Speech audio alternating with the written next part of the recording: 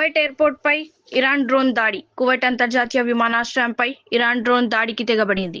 Terminal 1 లక్ష్యంగా జరిగిన ఈ దాడిలో పలువురు కార్మికులకు స్వల్ప గాయాలవ్వగా భవనం పాక్షికంగా దెబ్బతిన్నట్లు కువైట్ పౌర విమానాశ్రయ శాఖ వెల్లడించింది. ప్రస్తుతం పరిస్థితి పూర్తిగా నియంత్రణలో ఉందని, అత్యవసర చర్యలు చేపట్టినట్లు ప్రతినిధి అబ్దుల్లా అల్ రాజీ తెలిపారు.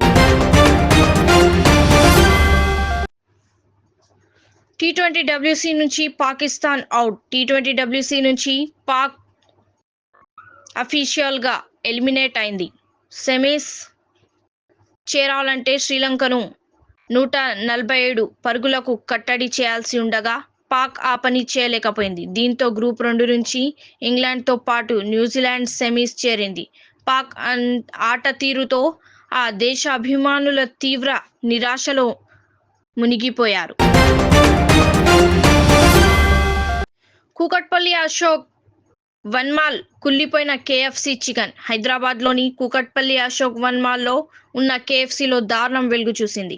నిర్వాహకుల కస్టమర్లకు కుళ్లిపోయిన చికెన్ వడ్డించడంతో వివాదం రేపింది. దీనిపై వినియోగదారులు సిబ్బందిని నిలదీయగా వారు బాధ్యతారాహిత్యంగా సమాధానమిచ్చారు. చిన్నపిల్లలు తింటే వారి ప్రాణాలకు ఎవరు బాధ్యత అని కస్టమర్లు ఆవేదన వ్యక్తం చేస్తున్నారు.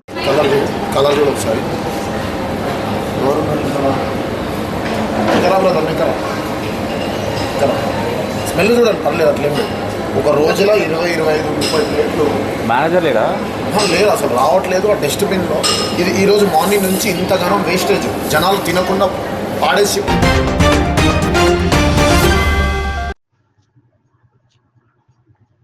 ఇరాన్లోని మినాబ్ నగరంలో ఉన్న షజారా తయ్యాబా బాలికల పాఠశాలపై ఇజ్రాయెల్ జరిపిన వైమానిక దాడి ప్రపంచాన్ని దిగ్భ్రాంతికి గురిచేసింది. ఈ దాడిలో సుమారు 100 మందికి పైగా విద్యార్థులు ప్రాణాలు కోల్పోయినట్టు అంతర్జాతీయ వీడియో నివేదించింది. రక్తంతో తడిసిన పుస్తకాలు, శిథిలాల మధ్య తమ పిల్లల కోసం తల్లిదండ్రులు రోదిస్తున్న దృశ్యాలు హృదయ విదారకరంగా ఉన్నాయి. ఈ ఘటనపై అంతర్జాతీయ మానవ హక్కుల సంఘాలు తీవ్ర విచారం వ్యక్తం చేస్తున్నాయి. రంగారెడ్డి జిల్లా చేవెళ్ల శంకర్పల్లి రోడ్డులోని రిషిత ఆటోమొబైల్స్ గోదాంలో అగ్ని ప్రమాదం జరిగింది. షార్ట్ సర్క్యూట్ కారణంగా మంటలు చెలరేగి గోదాంలోని హీరో హోండా స్పేర్ పార్ట్స్ పూర్తిగా కాలి బూడిదయ్యాయి. ఈ ప్రమాదంలో సుమారు ₹2 కోట్ల ఆస్తి నష్టం జరిగినట్లు తెలుస్తోంది. ఫైర్ ఇంజన్లతో అగ్నిమాపక సిబ్బంది మంటలను అదుపులోకి తెచ్చారు. ఎలాంటి ప్రాణ నష్టం జరగలేదు. ఇరాన్కు గట్టి దెబ్బ తగిలింది. అమెరికా, ఇజ్రాయెల్ జరిపిన దాడుల్లో Iran supreme leader Ayatollah Ali Khamenei ప్రాణాలు కోల్పోయారు. ఈ విషయాన్ని ఇరాన్ మీడియా ధృవీకరించింది. 40 రోజుల పాటు సంతాప దినాలు పాటించనున్నట్లు అక్కడి ప్రభుత్వం వెల్లడించింది. پیش قرار امت انا لله و انا الیه راجعون. ملت بزرگ ایران، روح بلند پیشوای ملت بزرگ ایران و پیشقراول امت اسلامی حضرت امام خامنه ای با نوشیدن شهد گوارای شهادت در ماه مبارک رمضان به ملکوت اعلا پیوست. شورای عالی امنیت ملی در ఇరాన్ ఇజ్రాయెల్ మధ్య యుద్ధం గల్ఫ్ దేశాలకు విస్తరించింది. బహ్రెయిన్ రాజధాని మనామాలోని ఓ హైరేజ్ బిల్డింగ్ పై ఇరాన్ షాహెద్ డ్రోన్లతో దాడి చేయడంతో పై అంతస్తుల్లో మంటలు చెలరేగాయి. దీనికి సంబంధించిన వీడియోలు వైరల్ అయ్యాయి. అలాగే మనామాలోని అమెరికా 5th ఫ్లీట్ నావికా స్థావరాన్ని, జనావాస ప్రాంతాలను లక్ష్యంగా చేసుకుని ఇరాన్ క్షిపణులు, డ్రోన్లను ప్రయోగించింది. ఈ దాడులను బహ్రెయిన్ తీవ్రంగా ఖండించింది.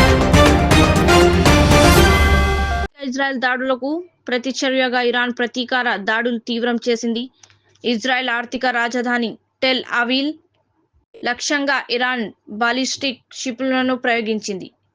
ఈ దాడుల్లో ఓ మహిళ మరణించగా సుమారు 20 మందికి పైగా గాయపడ్డారు. క్షిపణుల దాడికి పలు భవనాలు దెబ్బతిన్నాయి. రోడ్లపై వాహనాలు మంటల్లో కాలిపోయాయి. ఇజ్రాయెల్ అంతటా సైరన్లను మోగుతుండడంతో ప్రజలు బాంబ్ షెల్టర్లలో తలదాచుకుంటున్నారు. ఇరాన్ సుప్రీం లీడర్ ఖమేనీ మరణించినట్లు వస్తున్న వార్తలలో ఆ దేశ పౌరులు రోడ్లపైకి వచ్చి డాన్స్లు చేస్తూ సంబరాలు చేసుకుంటున్నారు. గతంలో ప్రభుత్వం అణచివేతకు గురైన ప్రజలు యుద్ధ వాతావరణాన్ని సైతం లెక్క చేయకుండా వేడుకలు జరుపుకుంటున్నారు. మరోవైపు ఇరాన్లో పరిస్థితులు చక్కబడే వరకు దాడులు కొనసాగుతాయని అమెరికా అధ్యక్షుడు ట్రంప్ స్పష్టం చేశారు. ఈ పరిణామాలు పశ్చిమ ఆసియాలో తీవ్ర ఉత్కంఠను రేపుతున్నాయి. మళ్లీ దాడులు ప్రారంభించిన ఇరాన్. తన supreme leader Ayatollah Ali Khamenei మృతిలో భగ్గుమన్న ఇరాన్ తాజాగా ఇజ్రాయెల్, గల్ఫ్ దేశాల్లోని అమెరికా స్థావరాలపై మిస్సైళ్లు, డ్రోన్లతో ప్రయోగం. దుబాయ్, ఖతార్ రాజధాని దోహాలో భారీ పేలుళ్ల శబ్దాలు.